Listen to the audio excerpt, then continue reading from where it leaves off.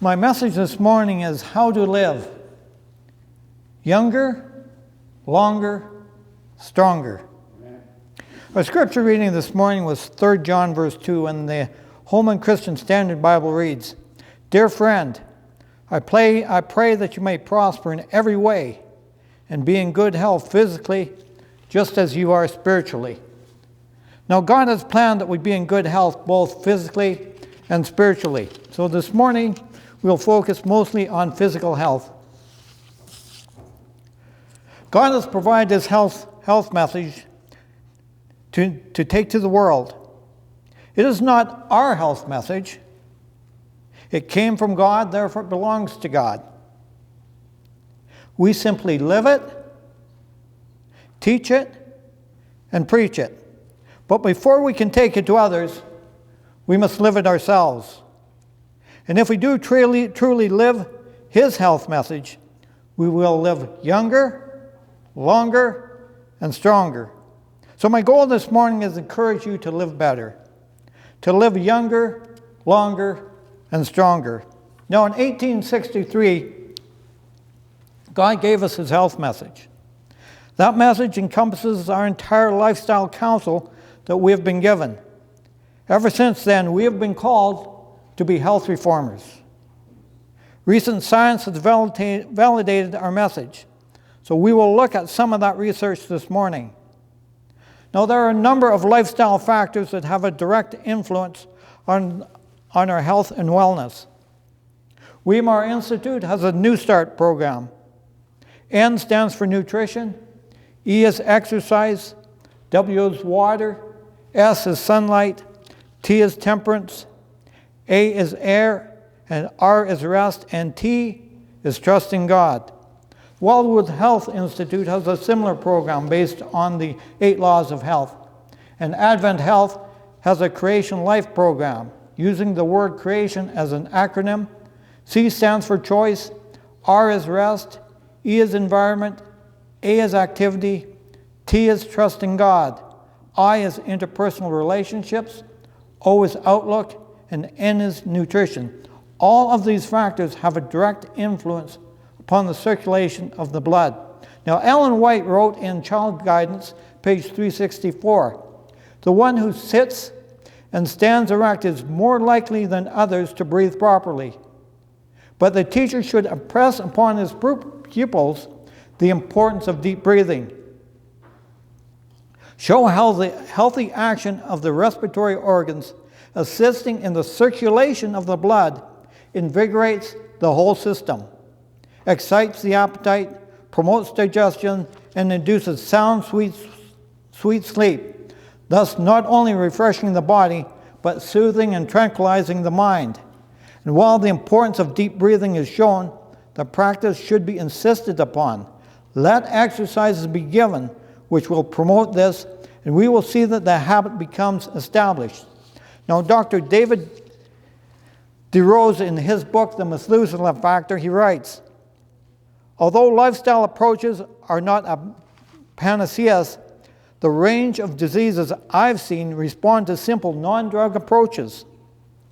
It has convinced me that we've largely overlooked the most powerful keys in turning back the clock on disease, poor quality of life, aging in general.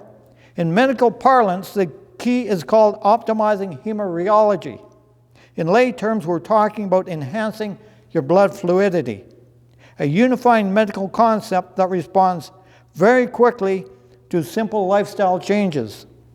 So, is it really possible to live younger, longer, and stronger? Dr. Henry S. Lodge certainly thinks so. In his book, Younger Next Year, he writes, "Some 70% of premature death and aging is lifestyle related. Heart attacks, strokes, common cancers, diabetes, most falls, fractures, and serious injuries, and many more illnesses are primarily caused by the way we live.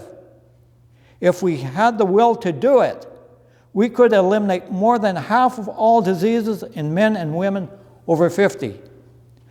Not delay it, eliminate it. That is a readily attainable goal, but we are not moving toward it.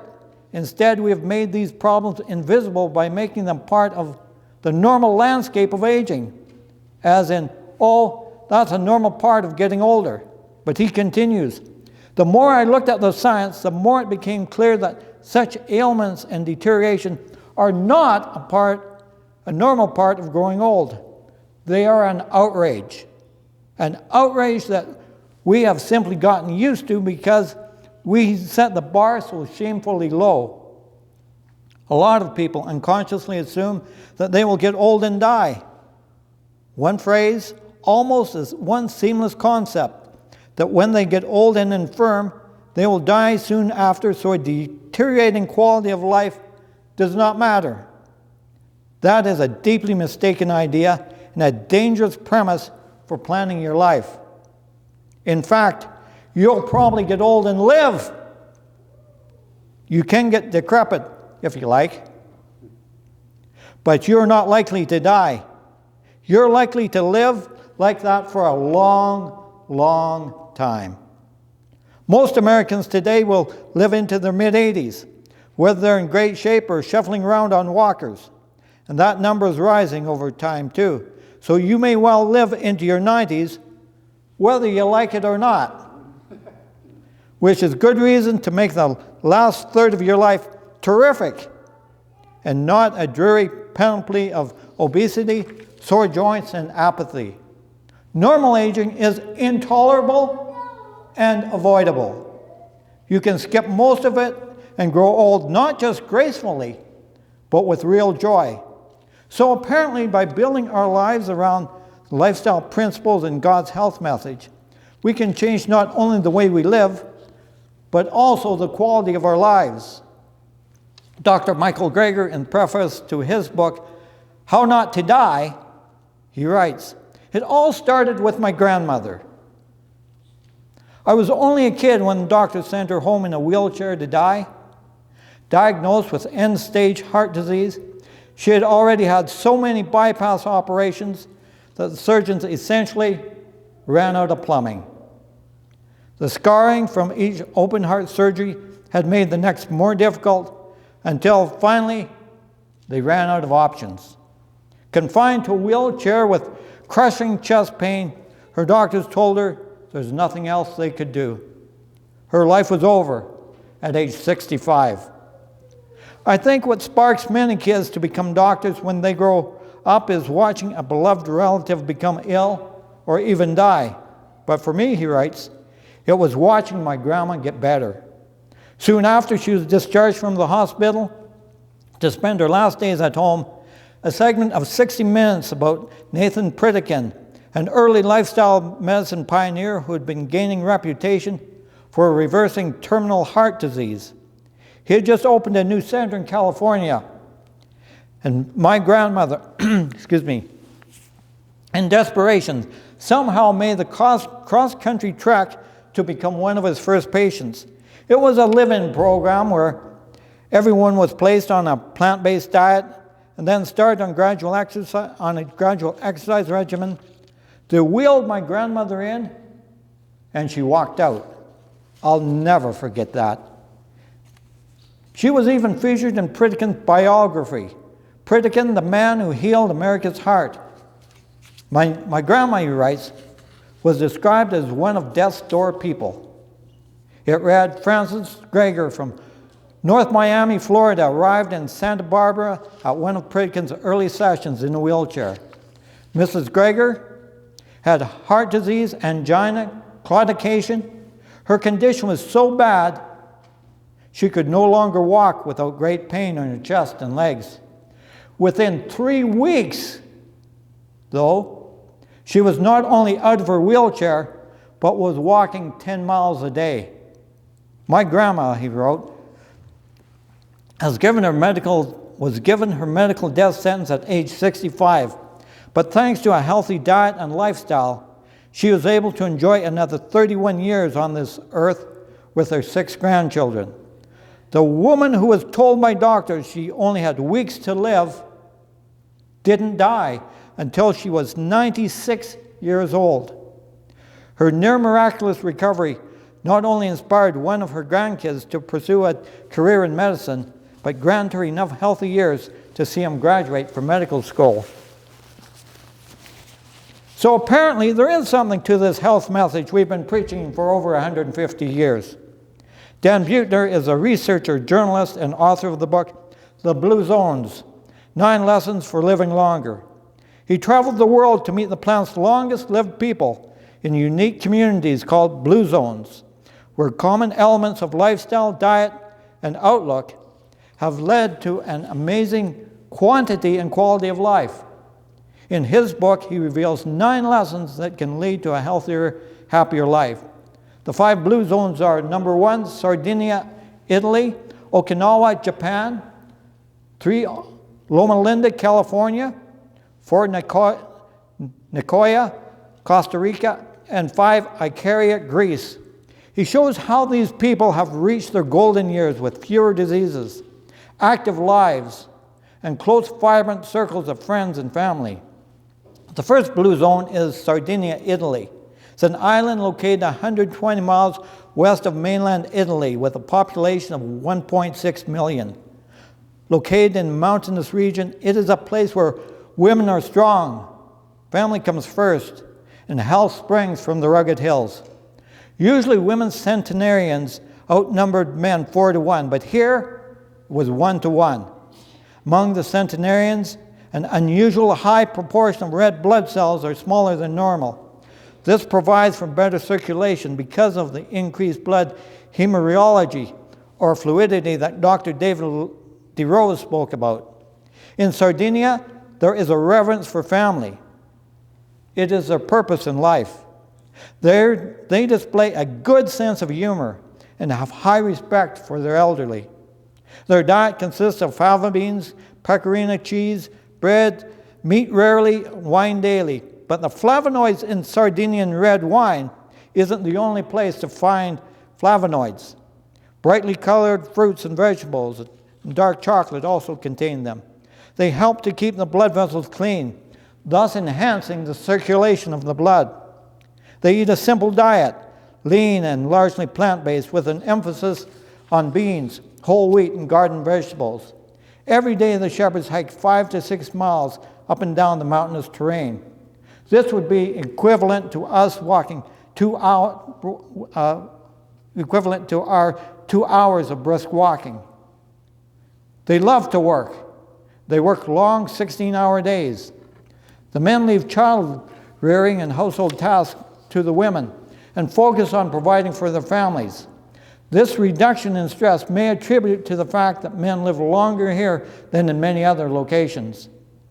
Our next blue zone is Okinawa, Japan.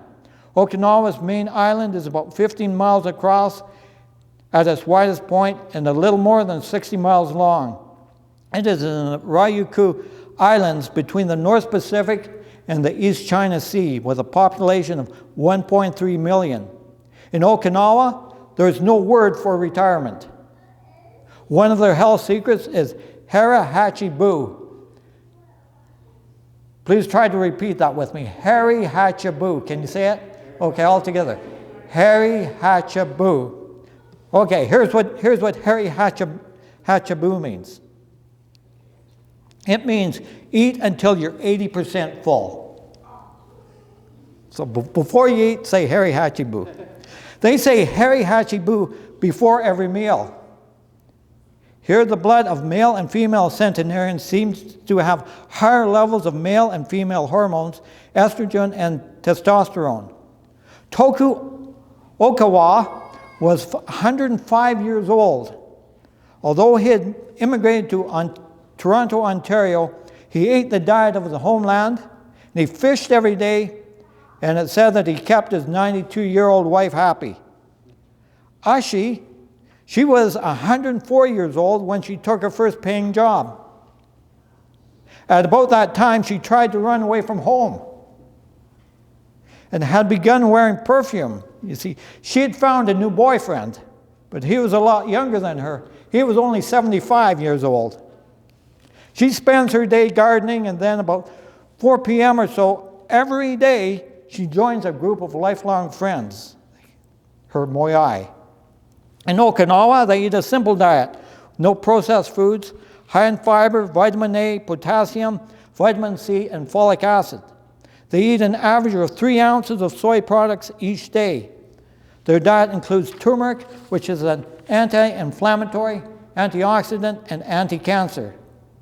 They didn't eat more or less than others relative to their body weight, but what they did eat was rich in calcium, vitamins, and iron. On Okinawa, they have a word, ikigai.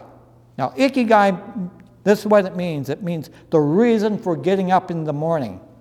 You see, they have a sense of purpose. That's important. We need to have a sense of purpose. Their lifestyle includes large amounts of exposure to the sun, which provides them with adequate amounts of vitamin D. Our next blue zone is Loma Linda in Southern California. It's about 60 miles east of Los Angeles, has a population of 21,000. 9,000 Seventh-day Adventists live in and around Loma Linda. They lead the nation in longest life expectancy. A 30-year-old Adventist male lives 7.3 years longer than an average 30-year-old white Californian male. A 30-year-old Adventist female lives 4.4 years longer than the average 30-year-old Californian female. If you go to Adventists who are vegetarian, it becomes 9.5 years longer for men and 6.1 years longer for women. Marge Jetton, who was 100 years old, rides 628 miles every day on an exercise bike, except on the Sabbath. Dr. Allison Wareham was 93 and still practicing open heart surgery. He said, "People talk about curing cancer and heart disease, and of course it's an important and worthy goal that can't happen soon enough. But there are simple things everyone could be doing right now that would save so much money and suffering, like drinking enough water every day, exercise, and eating healthy food. But hey, everybody has their own idea about these things. It's their lives after all. You can't tell somebody what to do, or you can tell somebody what to do, but it's up to them whether they do it. But you can tell them how good you feel." In the Adventist Health Study, Adventists who consumed nuts at least 5 times a week had about half the risk of heart disease of those who didn't. Consuming fruits and vegetables and whole grains seemed to be protective for a wide variety of cancers. Men who drank 5 to 6 glasses of water a day had a substantial reduction in the risk of fatal heart attack, 60-70% less compared to those who drank less water. Non-vegetarian Adventists have about twice the risk of heart disease as vegetarian, particularly men, but also younger and middle-aged women. There's an Adventist advantage. First, vegetarian status will give you about 2 extra years.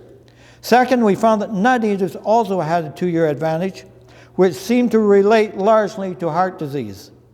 Third is being a non-smoker. Fourth is physical activity, which accounted to an extra couple of years and seems to run very clearly to heart disease and certain cancers like breast and colon cancer. The fifth recommendation is to maintain a fairly normal body weight. Our next blue zone is the Nicoyan Peninsula on Costa Rica's Pacific coast.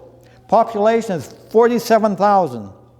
Here the secret seems to be tortillas and beans, hard work, and perhaps something in the water. Nicoya was the hottest, driest region of Costa Rica. It received more hours of sunlight on average during the year, and the water percolating from Nicoya's rock bed was very different from the water in Costa Rica. The water hardness, the calcium and magnesium content was higher in Nicoya than anywhere else in Costa Rica. Comparing findings with data from developed countries, Luis Rosero Bixby figured that a Costa Rican man at age 60 had about twice the chance of reaching age 90 as did a man living in the United States, France, or even Japan. He also found that if a male reached 90, he could expect on average another 4.4 years of life. Again, a life expectancy higher than in most developed countries. Costa Rica spends 15% of what America does on healthcare, yet its people appear to be living longer, seemingly healthier lives than people in any other country on earth. As a whole, the people in Nicoya seem to be sharper and more active than anywhere else. They believed in God, seemed to have a strong work ethic like the Okinawans, and possessed a zeal for family second only to the Sardinians. They have the country's lowest rate of cancer, so they're doing something to protect them. The most highly functioning people over 90 in Nicoya have a few common traits.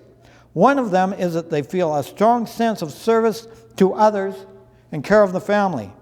They see that as soon as they lose this, the switch goes off. They die very quickly if they don't feel needed. Indeed, in every blue zone, centenarians possess a strong sense of purpose.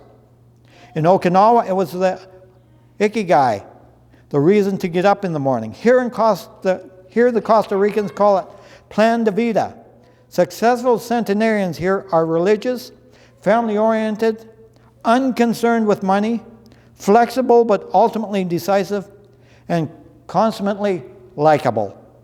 They have a wonderful support network. They also tend to have large numbers of visitors that they receive almost every afternoon, which is both a physical and psychological safety net. Their diet consists largely of corn, beans, garden vegetables, and an abundance of fruit: papaya, mango, chico zapote, oranges, much of it grown around their yards.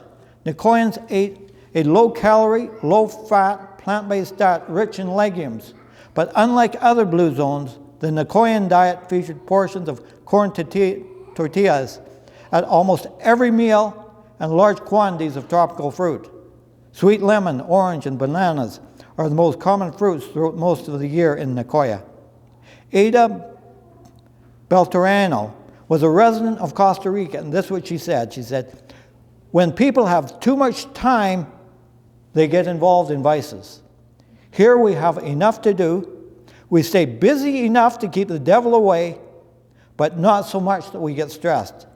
It's a clean, pure life. That's the kind of life that we need to live. Our last zone is Icaria in Greece.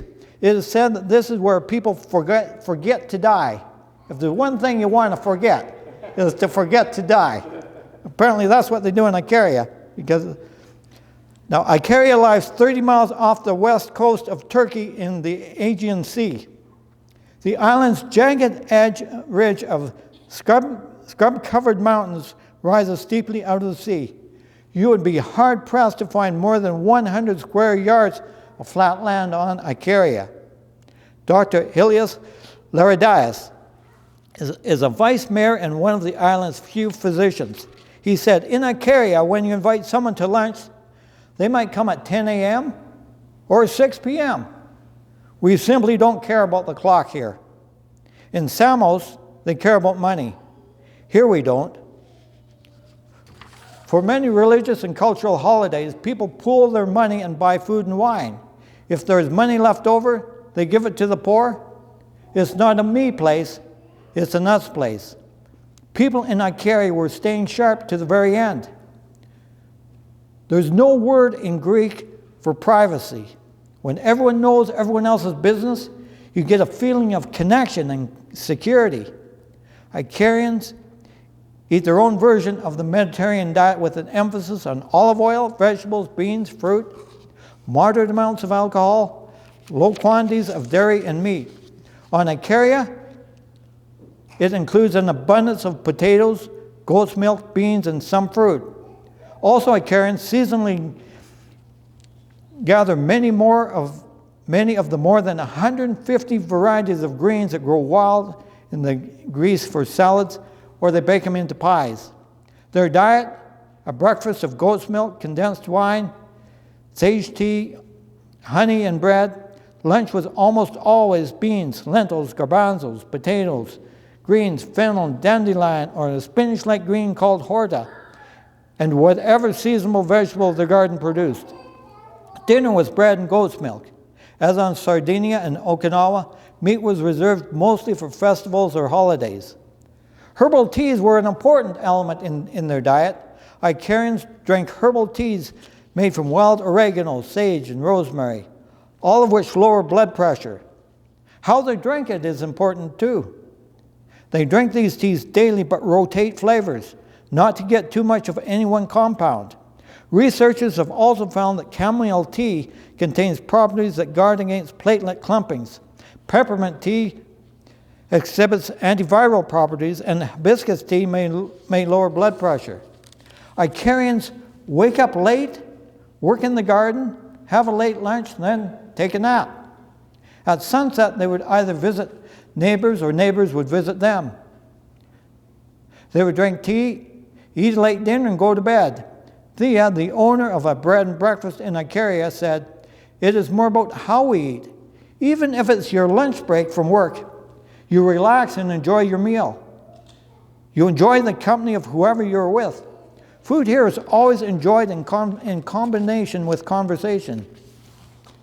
You can't just focus on diet.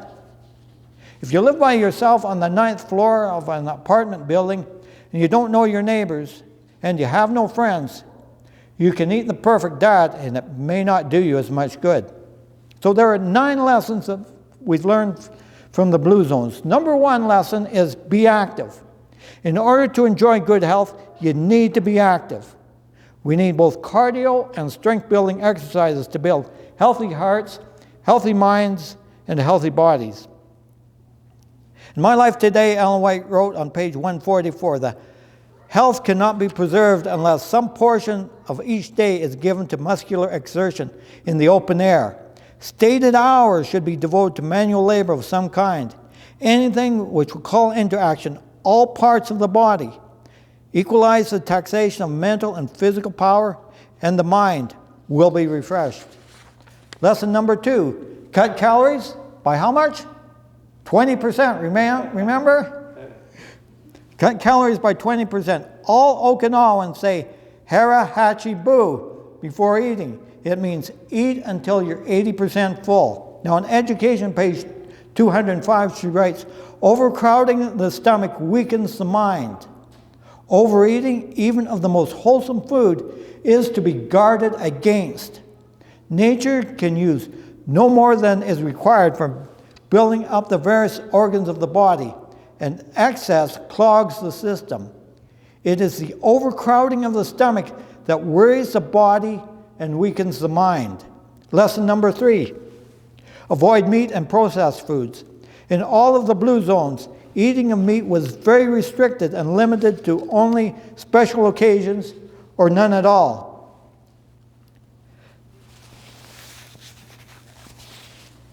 In Third Selected Messages, page 291, Ellen White writes, "The Lord has been teaching his people that it is for their spiritual and physical good to abstain from flesh eating.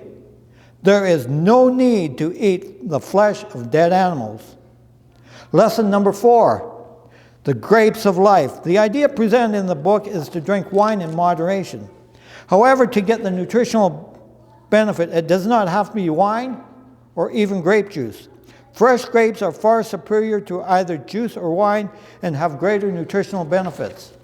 Healthline recently published an article entitled 2 cups of grapes per day could help you live longer, study shows. The headline to the article reads, "Recently published studies suggest that grape consumption may have a positive impact on health and lifespan. Adding more grapes to the diet, to a high-fat Western diet, could decrease the risk of fatty liver disease and increase longevity." Lead author John Pizzuto, PhD, Dean and Professor of Pharmaceutics at Western New England University College of Pharmacy and Health Sciences, he said, "First, lifespan is increased, which indicates a global full-body response. Next, the antioxidant defense system of the body is enhanced. Additionally, fatty liver, which is estimated to affect 25% of the population and lead to poorer health outcomes, is prevented or at least delayed.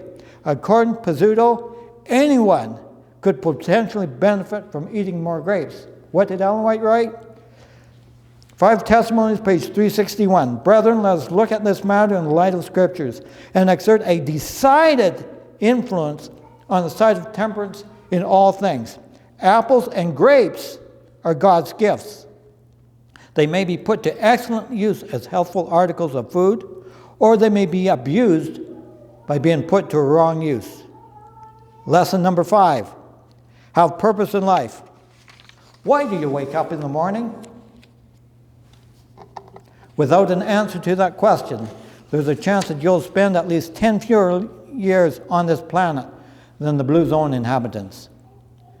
In Historical Sketches, page 285, she writes, every youth should be impressed with the fact that he is not his own, that his strength, his time, his talents belong to God. It should be his chief purpose in life to glorify God and to do good to his fellow men.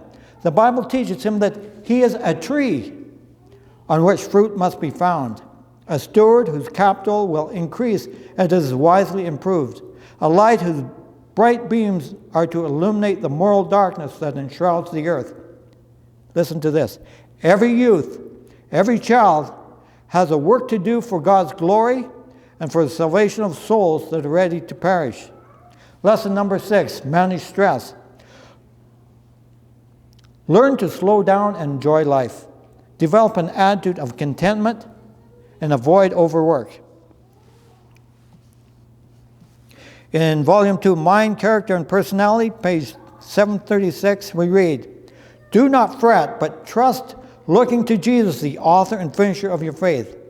Do not be in too much of a hurry. That which you can do without great taxation to the physical and mental powers, do. But do not feel that you must take on so many cares and burdens that you cannot keep your own soul in the love of God. Lesson number 7, participate in a spiritual community. Centurions in the Blue Zone seem to share another thing between them, faith. They're not all Christians, but they all have faith. The simple act of worship, writes Buechner, is one of those subtly powerful habits that seems to improve your chances of having more good years. The greater your participation in spiritual community, the greater your health and well-being. Volume 4 of the Testimonies, page 70, she writes, the prayer meetings should be the most interesting gatherings that are held, but these are frequently poorly managed. Many attend preaching but neglect the prayer meetings. Here again, thought is required. Wisdom should be sought of God, and plans should be laid to conduct the meetings so they'll be interesting and attractive. The people hunger for the bread of life. If they find it at prayer meeting, they will go there to receive it. Lesson number 8. Loved ones come first. Make family a priority. Dan Buechner wrote, the most successful centenarians we met in the Blue Zones put their families first. They tended to marry, have children, build their lives around that core. Their lives were imbued with familiar duty, ritual, and a certain emphasis on togetherness.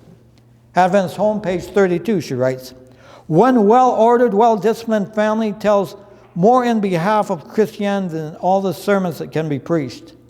One such family gives evidence that the parents have been successful in following God's directions, that their children will serve Him in the church. Their influence grows, for as they impart, they receive to impart again. The father and mother find helpers in their children who give to others the instruction received in the home. The neighborhood in which they live is helped, for in it they have become enriched for time and for eternity. The whole family is engaged in the service of the Master, and by their godly example, others are inspired to be faithful and true to God in dealing with His flock, His beautiful flock, she says. The last lesson, lesson number 9, is the right tribe. Be surrounded by those who share Blue Zone values. Finding your tribe, your inner circle, is perhaps one of the most powerful things you can do to change your lifestyle for the better. We're talking about your inner circle, your closest friends. Treasure them. Spend time with them. Sons and daughters of God, page 161, she writes, things will go wrong with everyone. Sadness and discouragement press every soul. Then a personal presence, a friend who will comfort and impart strength, will turn back the darts of the enemy that are aimed to destroy. Christian friends are not half as plentiful as they should be. In hours of temptation, in a crisis, what a value is a true friend. Satan at such times sends along his agents to cause the trembling limbs to stumble. But the true friends who will counsel, who will impart magnetic helpfulness, the calming faith that uplifts the soul, oh, such help is worth more than precious pearls. So in closing, let's go back to the Greek island of Icaria for a moment. Stamatis Moratus was born and raised on Icaria. He came to the United States seeking treatment for his hand, which had been mangled in a munitions accident during the war. But he decided to stay. First settled in Port Jefferson, New York, where he got a job painting houses and schools. He quickly gained a reputation for honesty and good work ethic. A number of years later, one day at work, now in his 60s, he felt short of breath. It seemed to be happening more and more frequently. His doctors took x-rays and quickly concluded that Stamatis had lung cancer, perhaps from years of inhaling paint fumes. 4 more doctors confirmed the diagnosis. They gave him 6 to 9 months to live. It occurred to him that he could return to Icaria. There he could be buried with his parents in a sloping cemetery shaded by oak trees, overlooking the cobalt blue Aegean Sea. A funeral in the United States would cost him at least $1,200, while a nice funeral in Icaria would cost only $200, leaving more of his retirement savings for his wife. He decided to die among his countrymen and ancestors. So they made the move back to Icaria. At first, he spent his days in bed as his mother and wife tended to him. Sensing the end was near, he decided to reconnect with his religion. When his childhood friends discovered that he had moved back, they started visiting him regularly. In the ensuing months, something strange happened. He started to feel stronger. He got out of bed in the afternoon and shuffled around the gardens and vineyards behind the house. One day, feeling ambitious, he planted some potatoes, green onions, garlic, and carrots. He didn't expect to be alive to harvest them, but he'd enjoyed feeling the sunshine, breathing the clean ocean air, getting his hands dirty with the soil of his birth. His wife could enjoy the fresh vegetables after he was gone. 6 months came and went. Stamatis didn't die. Instead, he harvested the garden and, feeling emboldened, cleaned up the family vineyard as well. Easing himself into the island routine, he woke up late, worked in the vineyards till mid-afternoon, made himself lunch, then took a long nap. In the evenings, he either drank tea with his friends at home or walked to the local tavern where they stayed up past midnight playing dominoes. The years passed. His health continued to improve. He added a couple of rooms to his parents' homestead so that his children could visit. He built up the vineyard, producing 400 gallons of wine a year. Today, 35 years later, he is 100 years old and cancer-free. He never went through chemotherapy, took drugs, or sought therapy of any sort. All he did was move to Icaria. He later was asked, "Did you ever figure out how you recovered from your lung cancer?" "It just went away," he said. "I actually went back to America about 10 years after moving here to see if the doctors could explain it to me." "What happened?" he was asked. "My doctors were all dead," was his reply. So we really can live younger, longer, and stronger by living our lives in harmony with the health message that God gave us over 150 years ago. In the book How Not to Die, Dr. Michael Greger writes, the researchers measured how much vitamin C participants had in their bloodstreams. The level of vitamin C in the blood was considered a good biomarker of plant food intake, and hence was used as a proxy for a healthy diet. The conclusions held up.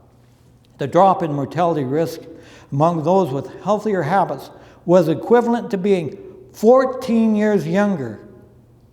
It's like turning back the clock 14 years, not with a drug or DeLorean, but just by eating and living healthier. So that's what Dr. Michael Greger wrote. Do you want to turn back your biological clock by 14 years? Do you want to live younger? Do you want to live longer? Do you want to live stronger? That is a gift that God has given His people in the health message.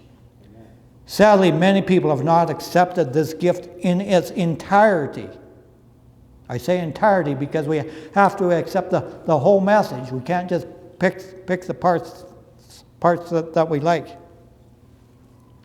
As a result, we are aging faster than we should. We're dying sooner than we should, and we're losing our strength and vitality at unprecedented rates. In short, we are not living the joy-filled life that God has planned for us. The good news is, it doesn't have to be that way.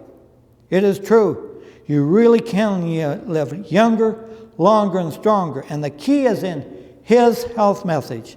Embrace it, run with it, live it, and share it with everyone you know. Follow Dr. Ellsworth Wareham's advice. Everybody has his own idea about these things. It's their lives, after all. You can tell somebody what to do, but it's up to them whether they do it. But you can tell them how good you feel. You can tell them how good you feel. That is the real benefit of living His health message. You just plain feel good.